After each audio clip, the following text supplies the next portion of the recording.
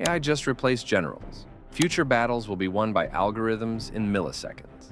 The day humans lost the battle of time. There was a moment, barely a blink, when war as we knew it died. Not with thunder, not with a declaration, but with calculation. Every great commander in history, from Sun Tzu to Patton, lived by one immutable truth: time is the enemy. A general who reads the battlefield faster than his foe seizes victory. Those who are slow lose. But today, there's a new competitor on the battlefield.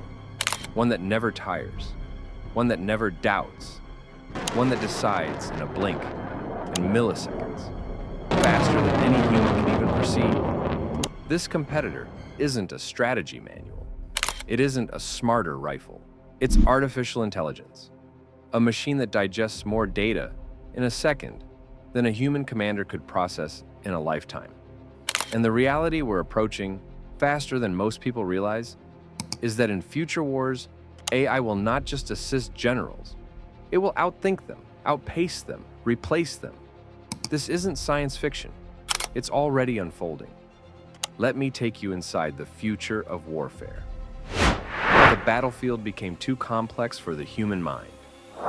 Imagine a battlefield that generates millions of data points every second. So much information that traditional human analysis simply cannot keep up.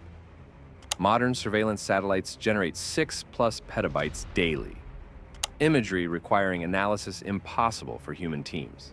A single Reaper drone generates 1,100 hours of video per month. Multiply across hundreds of platforms, and human cognition drowns. Multi-domain sensors, air, sea, land, cyber, feed real-time data. AI-assisted systems achieve 90% plus target identification accuracy, reducing false positives by 60% versus manual analysis. Command networks now process millions of data points per second. Fusing disparate sources into cohesive battle space pictures humans cannot mentally integrate at operational speed. Human commanders walk into this storm with one intrinsic handicap: limited cognition. No matter how brilliant, a human brain is finite. It must prioritize. It must ignore noise. It must hope its intuition is sufficient. But modern conflict doesn't wait for intuition. Ukraine's conflict demonstrates this.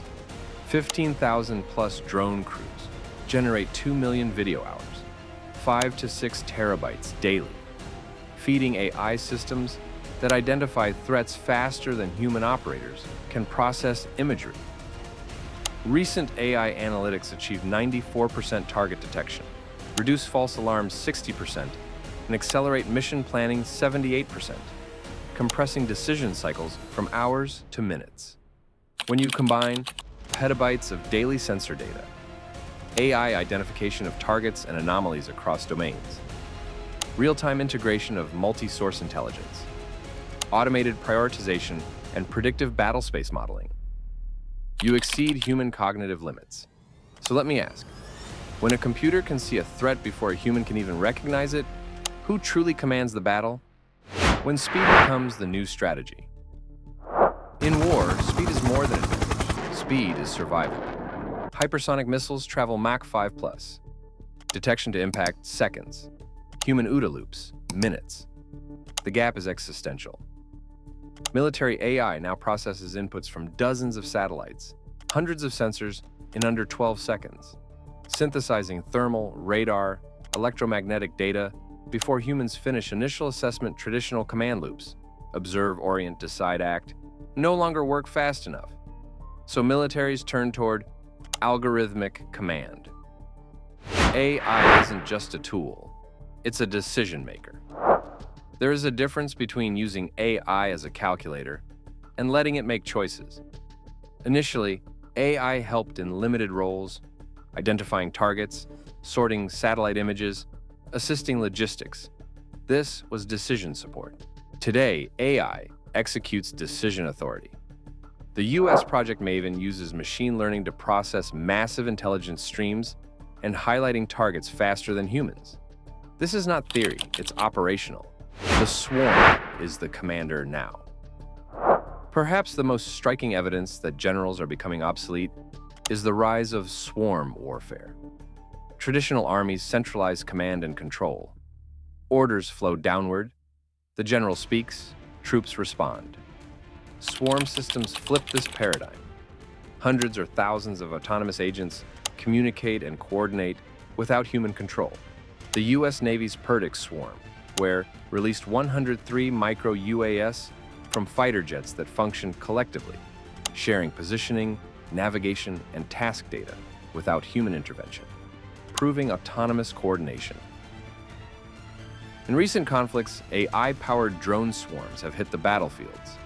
These drones assign roles among themselves, adjust tactics mid-mission, redistribute tasks if units fail, and they do it, adapting faster than human coordination. You don't command a swarm, you launch it, and it figures out the rest. That means traditional top-down command becomes control without leaders, coordination without orders, victory without generals. AI is already in the driver's seat, quietly. If you've ever wondered whether we're already in this future, the answer is yes. The dynamic analysis and replanning tool optimized Gulf War logistics, solutions that surprised veteran planners, saving weeks and millions. Project Maven analyzes 10,000 plus video hours daily. Tasks requiring 1,000 analysts now need dozens. AI-assisted identification improved positive ID rates 80 to 95%, reducing analyst workload 80%. NATO. AI systems now process intelligence with handfuls of personnel versus hundreds previously. Global defense. AI market. $9.3 billion, growing 13% annually. 65% of defense organizations expect AI-enhanced decision-making. Logistics AI cuts delivery times 20 to 30%. But perhaps the most telling sign is how defense leaders themselves talk about it. In future conflicts, choosing not to use AI could be choosing to lose. Multiple surveys indicate that 55% of defense industry executives believe AI will transform battlefield tactics within the next decade, and 68% of defense leaders believe AI could reduce casualties by enabling more precise targeting and faster threat analysis. These are not remote ideas. These choices are being made today, when AI outruns ethics and law. Here's the sobering part. AI doesn't have intuition. AI doesn't feel moral weight. AI doesn't abide by human conventions.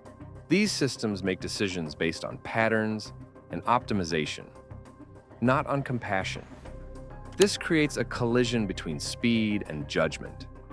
Legal scholars warn AI lethal authority risks violating humanitarian law. Machines cannot weigh context, nuance, civilian protection like humans must.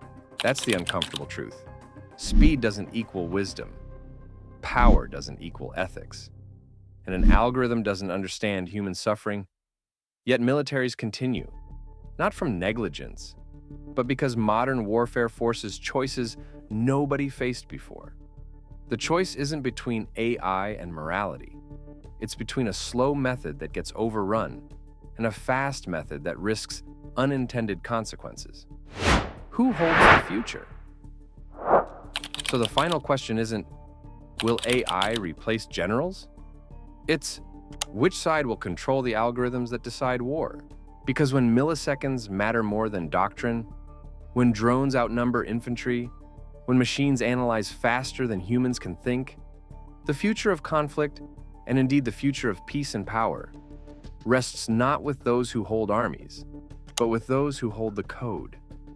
And that's a reality, defining the next historical history. If you want to understand where the world is really heading, not the headlines, but the forces beneath them, then make sure you stay with us.